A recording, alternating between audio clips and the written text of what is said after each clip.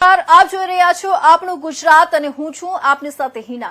સમાચારની શરૂઆત કરીશું અમદાવાદના એસજી હાઈવે પર આવેલી ખ્યાતિ હોસ્પિટલમાં ડોક્ટર દ્વારા લોકો સાથે છેતરપિંડી કરી જાણ બહાર દર્દીના એન્જિયોપ્લાસ્ટી અને કરીને સ્ટેન્ડ મૂકવામાં આવ્યાની ઘટનાના પડઘા સમગ્ર ગુજરાતમાં પડ્યા છે। દર્દીના પરિવારજનોનો આરોપ છે કે પીએમજેવાય યોજના હેઠળ પૈસા પડાવવા માટે તેમની જાણ બહાર ઓપરેશન કરવામાં આવ્યા હતા, જેના કારણે બે દર્દીના મોત નીપજ્યા છે। વિરોધ બાદ જવાબદાર તબીબો ઘટના સ્થળેથી ગાયબ થઈ જતા દર્દીઓ રજડી પડ્યા હતા, જેથી સરકારી હોસ્પિટલના તબીબોની ટીમ દર્દીઓની સારવાર માટે ખ્યાતિ હોસ્પિટલ પહોંચી છે। સોમવારે 11 નવેમ્બર રાત્રે આ ઘટના બનતા દર્દીઓના પરિવારમાં રોષ ફાટી નીકળ્યો હતો।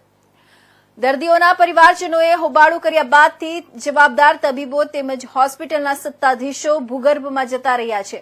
હોસ્પિટલની બેદરકારીના કારણે બે મૃતક સિવાય જે 5 દર્દીની એન્જિયોપ્લાસ્ટી કરવામાં આવી હતી તે દર્દીઓ તબીબોની ગેરહાજરીના કારણે રજડી પડ્યા હતા, જેથી સરકારી હોસ્પિટલમાંથી તબીબોની ટીમને ખ્યાતિ હોસ્પિટલમાં દર્દીઓની સારવાર માટે મોકલવામાં આવી છે। આ વિશે વધુ માહિતી આપતા પીએમજેવાય હેલ્થ મિશનના ડિરેક્ટર ડોક્ટર યુટી ગાંધીએ જણાવ્યું કે ખ્યાતિ હોસ્પિટલમાં જે પ્રકારે ડોક્ટરની બેદરકારીથી બે દર્દીના મોતના સમાચાર અમને મળતા જ અમારી તબીબોની ટીમને અમે ખ્યાતિ હોસ્પિટલ મોકલી છે, જેમાં યુએન મહેતા હોસ્પિટલમાંથી તબીબોની ટીમ ખ્યાતિ હોસ્પિટલમાં દાખલ દર્દીઓની તપાસ કરશે। તપાસ દરમિયાન જે દર્દીઓ તબીબો વિના રજડી રહ્યા છે તેમની સારવાર કરવામાં આવશે અને જે દર્દીઓની જરૂર જણાશે તેમને યુએન મહેતા હોસ્પિટલમાં શિફ્ટ પણ કરવામાં આવશે।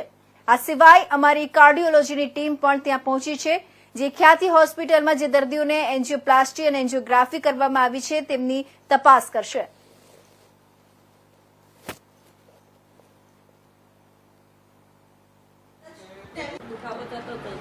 આપણે કડીમાં ભાગ્યોદય છે, બીજા ડોક્ટરો છે, સારામાં સારી ઓછા ખર્ચની સારવાર છે, સરકારની આવડી મોટી હોસ્પિટલો છે, સીધા તમે બસમાં બેસી ગયા બસમાં બેહાડી દેતા બેહાડી દીધા સાહેબ ઘેર બેઠા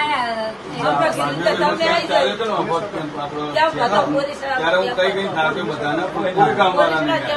અમારે તકલીફ નથી, પણ આ તો ભગવાનની મહેરબાની તમે બચી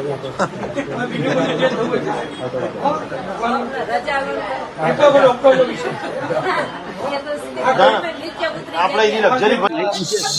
કુલ 19 દર્દીઓને હોસ્પિટલે બસ મોકલી અને એમની સારવાર કરવા માટે અહીંયા લાવ્યા હતા।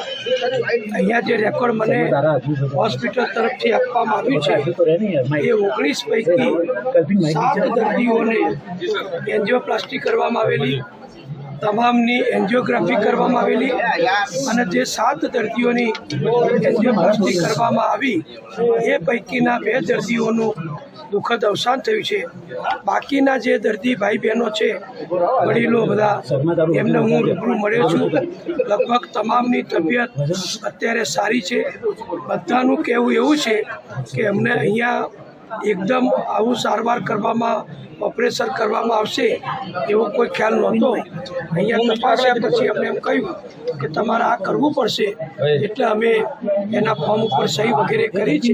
ઘણા દર્દીઓ તો એમના દીકરા દીકરી કે એમના માતા પિતાને પણ સાથે લાવ્યા નહોતા અને બધા સાદી સરળતાથી ફક્ત અહીંયા બતાવવા આવ્યા છે, ડૉક્ટરને સારવાર માટે આવ્યા છે એવી સમજથી આવ્યા હતા અને એમાંથી 2 વ્યક્તિઓનું દુઃખદ અવસાન થયું છે। બાકીનાની તબિયત અત્યારે સારી છે। સાહેબ, તમે કેટલી ગંભીર ઘટના માનો છો અને રાજ્ય સરકાર કેટલી ગંભીર છે? શું પગલાં લઈ શકાય? કાયદાની અંદર શું જોગવાઈઓ છે આવા પ્રકારના જ્યારે કૃત્યો થતા હોય સામાન્ય લોકો સાથે જે પ્રમાણે ઘટનાઓ થાય છે ત્યારે? રાજ્ય સરકાર વતી હું કંઈ નહીં કહી શકું, એ તો સંબંધિત અધિકારીઓ અહીંયા સવારે પણ આવી ચૂક્યા હતા। આપણા અમદાવાદ મ્યુનિસિપલ કોર્પોરેશનના ચેરમેન શ્રી દેવાંગભાઈ દાણી, જે આ વિસ્તારના કોર્પોરેટર પણ છે, એમને પણ માહિતી મળી અમારા એક કોર્પોરેટર બહેન દ્વારા, એટલે સવાર 7 વાગ્યાથી જ અહીંયા દેવાંગભાઈ પહોંચી ગયેલા અને એમને પણ બધી કાર્યવાહી કરાવી, ડૉક્ટરોને સ્ટાફ સાથે વાત કરી, સગાવાલા સાથે વાત કરી અને અત્યારે જે 2 વ્યક્તિઓના મૃતદેહ અહીંયા પડ્યા છે એમને હવે પોસ્ટમોર્ટમ માટે કે જે જરૂરિયાત હોય એ પ્રમાણે કાર્યવાહી કરવામાં આવશે. બાકીના બધા દર્દીઓની તબિયત સારી છે એટલે તબક્કાવાર ડૉક્ટર એમને તપાસી અને રજા આપશે એવું મારું માનવું છે. સરકાર તરફથી આરોગ્ય વિભાગ તરફથી અલગથી તપાસ કરવામાં આવશે. દરેક જેની એન્જિયોગ્રાફી થઈ છે, એન્જિયોપ્લાસ્ટી થઈ છે એ દરેકની ફાઇલ તૈયાર છે. આમાં સીડી પણ હોય છે એટલે એ બધું જોઈ અને જરૂરિયાત હતી કે કેમ અને જરૂરિયાત પ્રમાણે જ ટ્રીટમેન્ટ કરીને એન્જિયોપ્લાસ્ટી કરવામાં આવી છે એ વગેરે તપાસ કરવામાં આવશે. જે 2 વ્યક્તિના મૃત્યુ થયા છે એ કયા કારણસર થયા એ પણ પોસ્ટમોર્ટમ દરમિયાન માલુમ પડશે એટલે બધું ચિત્ર સ્પષ્ટ થશે. મારે કોઈની સાથે સંપર્ક તો મુખ્યમંત્રી ભૂપેન્દ્ર પટેલે 2 મહિલા શાસ્ત્રીય સંગીત પ્રતિભાઓનું તાનારીરી મહોત્સવ 2024 અંતર્ગત તાનારીરી એવોર્ડથી વડનગરમાં ગૌરવ સન્માન કર્યું હતું. ઉત્તર ગુજરાતના વડનગરની ધરતી પરથી 2 નાગર કન્યાઓ તાનારીરીએ સંગીતની આકરી આરાધનાથી રાગ રાગિણીની વિરાસત દુનિયાને આપ્યું છે. પોતાની કલાના સન્માન ખાતર આત્મબલિદાન આપનારી આ કળાધારીણી બેલડીની સ્મૃતિમાં વડનગરમાં તાનારીરી મહોત્સવ ઉજવાય છે. સંગીતની આવી ભવ્ય વિરાસત વિશ્વ સમક્ષ ઉજાગર કરવા વડનગરની ધરતીના પનોતા પુત્ર અને યશસ્વી વડાપ્રધાન નરેન્દ્ર મોદીની પ્રેરણાથી 2003થી પ્રતિવર્ષ આ મહોત્સવ ઉજવવામાં આવે છે.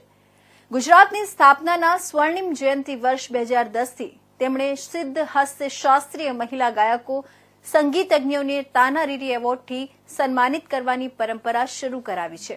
મુખ્યમંત્રી ભૂપેન્દ્ર પટેલે આ ગૌરવ પરંપરાને આગળ ધપાવતા તાનારીરી એવોર્ડ 2024 અર્પણ કર્યા હતા.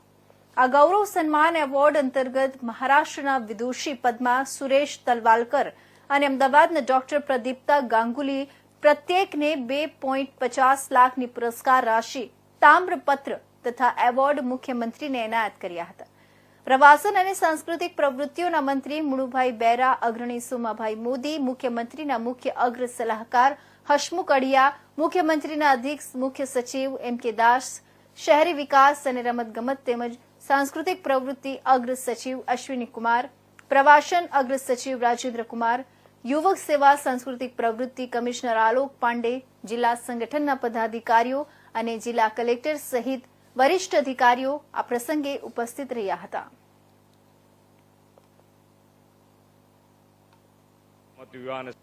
તાનારીરી મહોત્સવ 2024ના આજના આ કાર્યક્રમમાં આપણી સૌની સાથે મંચ ઉપર ઉપસ્થિત મારા સાથી મંત્રી શ્રી મુળુભાઈ બેરા, સામાજિક અગ્રણી અમારા વડીલ મુરબ્બી સોમભાઈ મોદી, ધારાસભ્ય શ્રી બાબુભાઈ પટેલ, પૂર્વ સાંસદ શારદાબેન પટેલ, જિલ્લા ભાજપના પ્રમુખ શ્રી ગિરીશભાઈ, અમારા મુખ્ય સલાહકાર શ્રી અડિયાજી, અધિક મુખ્ય સચિવ શ્રી મનોજ દાસ, મહેસાણા જિલ્લા પંચાયતના પ્રમુખ શ્રી તોષાબેન પટેલ,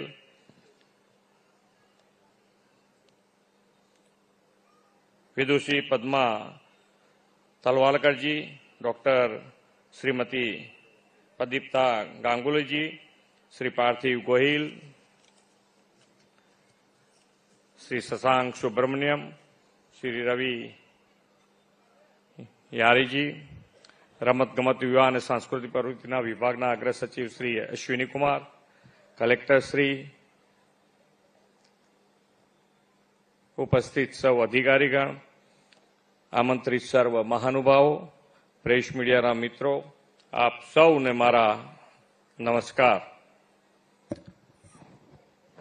રાજ્યભરમાંથી તાનારીરી મહોત્સવમાં ઉપસ્થિત સૌ કલા સાધકો, કલા રસિકો અને વડનગરવાસીઓને નૂતન વર્ષ 2081ની શુભકામનાઓ પાઠવું છું.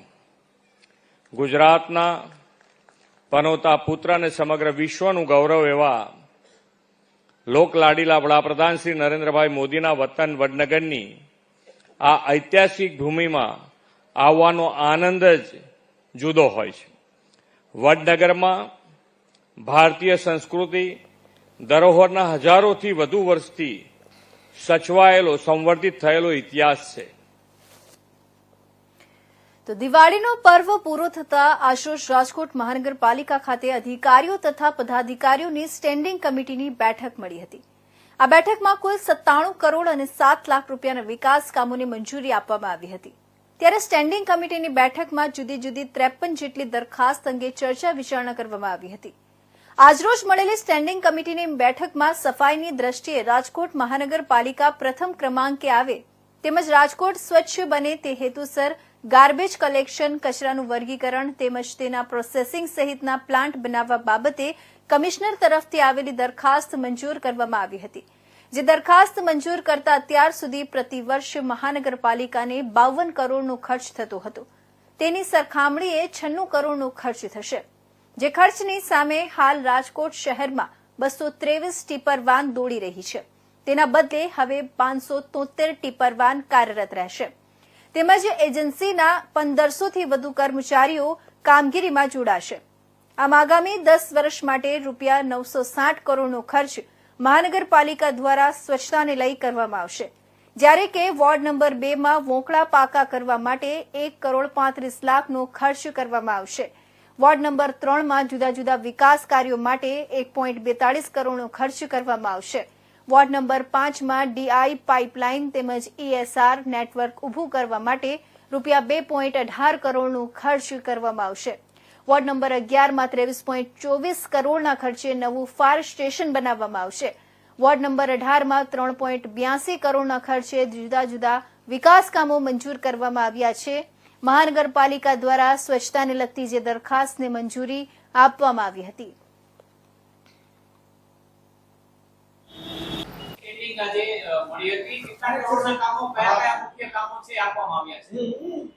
આજરોજ રાજકોટ મ્યુનિસિપલ કોર્પોરેશનની દિવાળી પછી નવા વર્ષની પ્રથમ સ્ટેન્ડિંગ કમિટીની વિકાસ કામોની આજે બેઠક હતી. કુલ 53 દરખાસ્તો હતી. આ 53 દરખાસ્તો ભારતીય જનતા પાર્ટીના 66 કોર્પોરેટરની સંકલન સમિતિમાં બેઠકની અંદર રાજકોટના 18 વોર્ડના વિકાસ કામોની આજે મંજૂરીની બહાલી આપવામાં આવી છે. એક દરખાસ્ત એવી હતી માનનીય કમિશનરશ્રી દ્વારા, જે હોકર્સ ઝોન છે. છેલ્લા 10 વર્ષથી હોકર્સ ઝોનમાં જરૂરિયાતમંદ અને ગરીબ પરિવારો જે પોતાનું ગુજરાન ચલાવવા માટે રેકડી રાખીને બિઝનેસ કરે છે, તેને 500 રૂપિયાથી લઈને 1500 રૂપિયાનો વધારાનો એક દરખાસ્ત હતી કે 500 ની બદલે 1500 રાખવા અને સફાઈ કર એ 500 રાખવા. એટલે જે 2000 રૂપિયા દર મહિને હોકર ઝોનના નાના વેપારીઓની જે એક દરખાસ્ત હતી, એમાં ભારતીય જનતા પાર્ટીના સૌ કોર્પોરેટરોનો એકમત હતો કે 1500 ની બદલે જૂના 500 એમનેમ રાખવા અને 500 રૂપિયાનો સફાઈ કર વધુ એડ કરવો, જેથી કરીને રાજકોટમાં હોકર ઝોનની અંદર આપણે ક્યાંક ને ક્યાંક જોઈએ છીએ કે ભાઈ સફાઈની ઉણપ આવે છે. આ ઉણપને નાબૂદ કરવા માટે કોઈ પણ એક રેકડી ધારક હશે એને એના પોતાની એરિયામાં એને સફાઈ કરવી પડશે. એટલે 500 રૂપિયા જૂનો દર યથાવત રાખ્યો છે અને 500 રૂપિયા સફાઈ કર એડ કરવામાં આવ્યો છે. એ એક દરખાસ્તમાં ફેરફાર છે.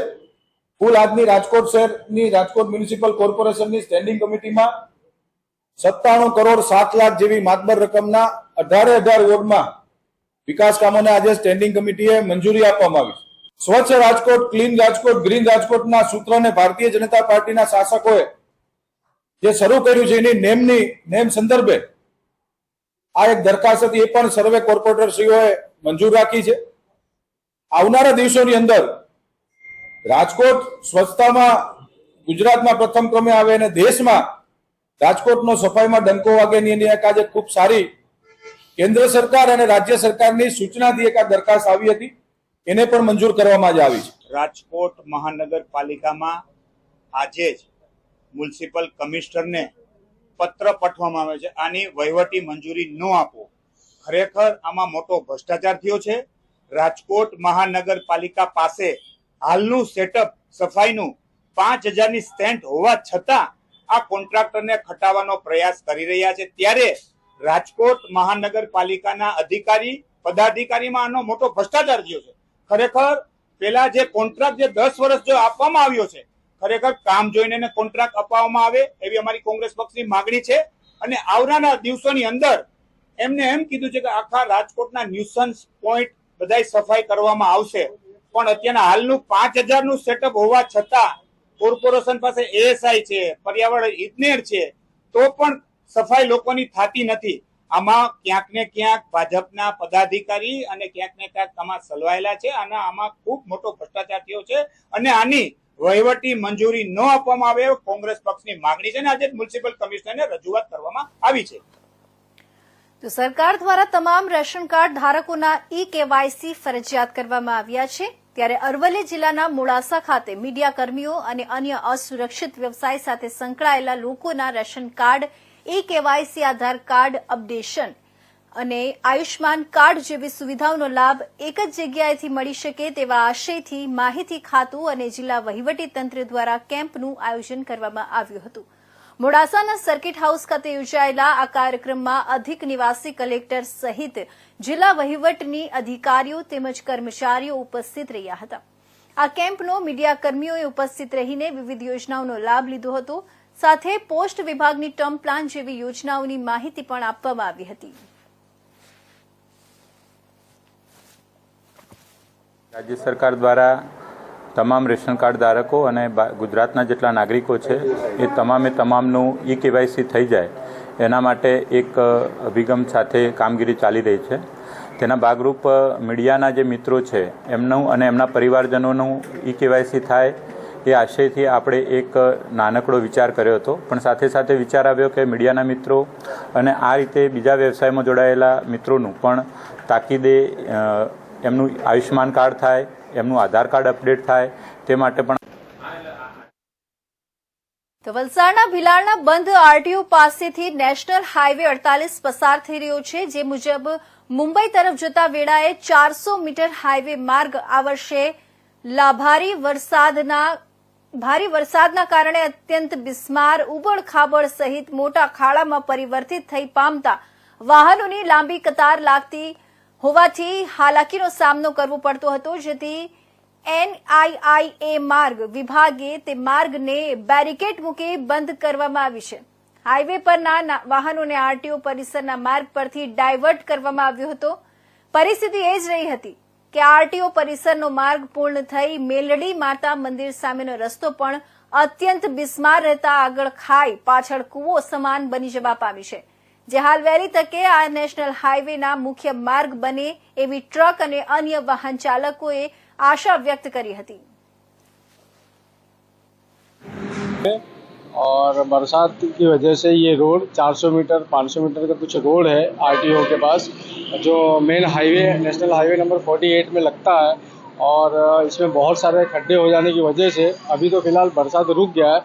पहले तो ऐसा था कि गाड़ी जाए तो एक्सीडेंट होने की चांसेस ज़्यादा थे, गाड़ियाँ पलटी भी हुई, जिस वजह से आरबीआई ने नेशनल हाईवे वालों ने ये रास्ता बंद कर दिया है. अब बरसात तो रुक गया है, पब्लिक को परेशानी हो रही है, यहाँ से बाहर निकलने में भी खड्डे बहुत है.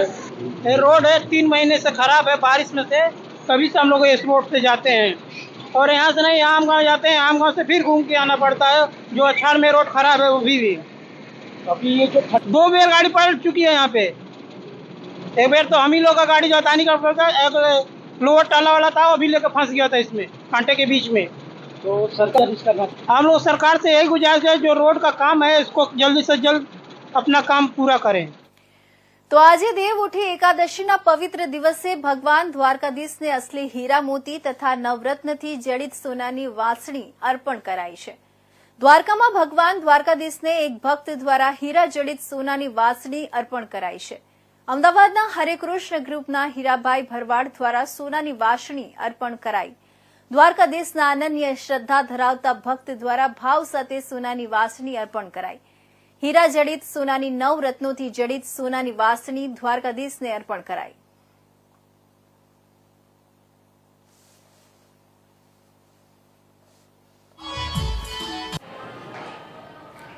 જૂનાગઢની ઐતિહાસિક બહાઉદ્દીન કોલેજનું નામ બદલીને સરદાર વલ્લભભાઈ પટેલ રાખવાની માંગણી તેજ બની છે. જૂનાગઢની ઐતિહાસિક કોલેજ જે તે સમયના નવાબે તેમના શાળા બહાઉદ્દીનના નામથી બનાવી હતી. પરંતુ આ નવાબ વંશજો દ્વારા દેશ આઝાદ થયો ત્યારે જૂનાગઢને પાકિસ્તાન સાથે ભેળવવા માટે પ્રયત્ન કરવામાં આવ્યો હતો. જે તે સમયે આ બાબતને હલ કરવા દેશના ગૃહમંત્રી સરદાર વલ્લભભાઈ પટેલ દ્વારા આ વિષયને હાથમાં લઈ જૂનાગઢને આઝાદ કરવા આરજી હુકુમતની રચના કરી હતી, જેની લડતના કારણે 9 નવેમ્બર 1947ના જૂનાગઢને આઝાદી મળી હતી।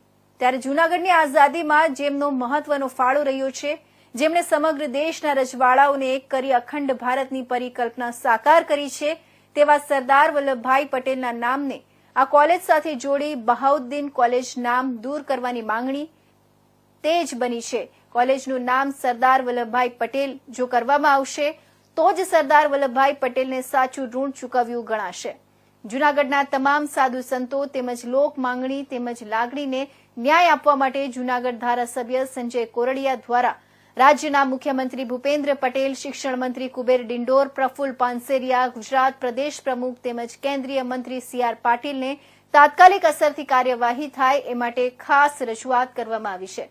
અત્રે ઉલ્લેખનીય છે કે ગત 9 નવેમ્બર જૂનાગઢ મુક્તિ દિન નિમિત્તે યોજાયેલા સાંસ્કૃતિક કાર્યક્રમમાં દિલ્હીના પૂર્વ સાંસદ અને હાલના ગુરુ દત્તાત્રેય શિખર તેમજ આ કોલેજની સામે આવેલા ભૂતનાથ મહાદેવ મંદિરના મહંત શ્રી મહેશગીરી બાપુ દ્વારા પણ આ બહાઉદ્દીન કોલેજનું નામ બદલીને સરદાર વલ્લભભાઈ પટેલ કરવાની માંગણી કરવામાં આવી હતી। ત્યારે આગામી દિવસોમાં આ મુદ્દે શું થશે તે જોવું રહ્યું।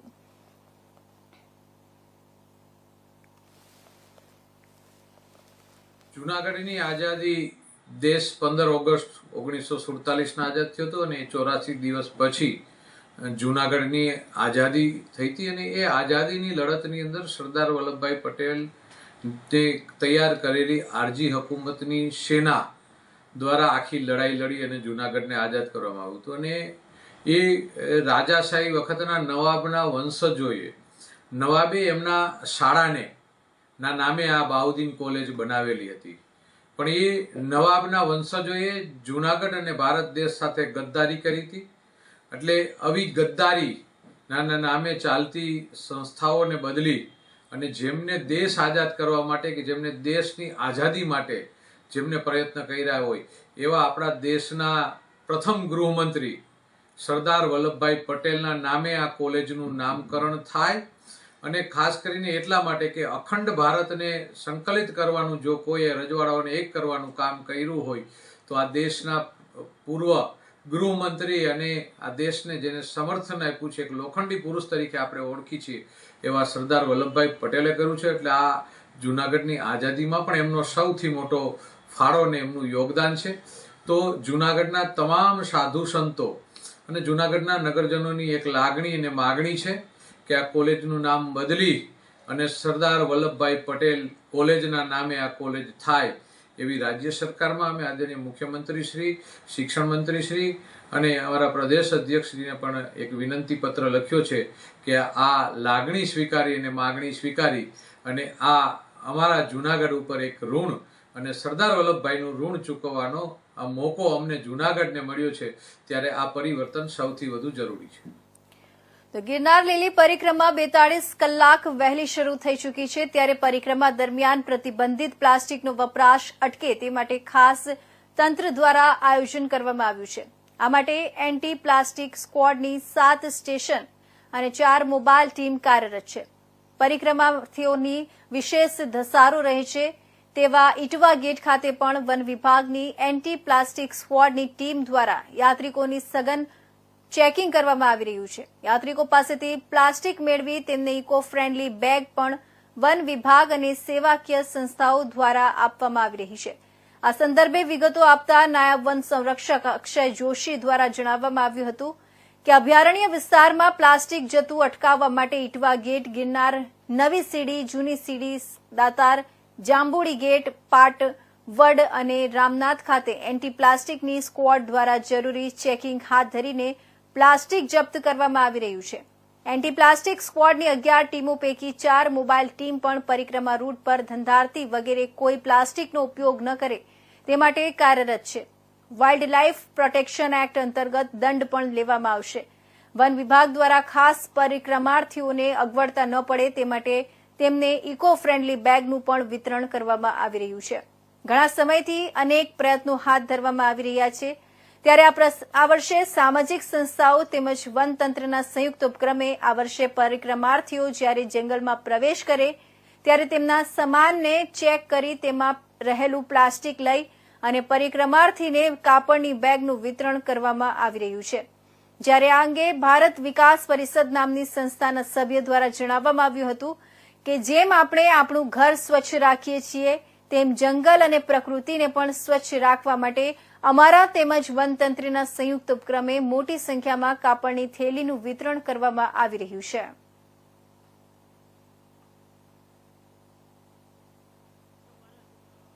ભારત વિકાસ પરિષદે વન ખાતાની સાથે જ અમે ભારત વિકાસ પરિષદના દરેક સભ્યોએ અમે પ્લાસ્ટિક મુક્તિ માટેનું અભિયાન શરૂ કર્યું છે. અત્યારે તો અમારા ભારત વિકાસ પરિષદ તરફથી તો 10,000 બેગનો ટાર્ગેટ છે, પણ અમારા આ વર્ષે તો અમારે આ પહેલું વર્ષ છે, પણ અમને એવું લાગ્યું કે આ ટ્રાફિક ને જોઈને આવતે વર્ષે પણ અમે આ પ્રોગ્રામ કરશું અને આ ટાર્ગેટ છે વધારવાનો પ્રયત્ન કરશું.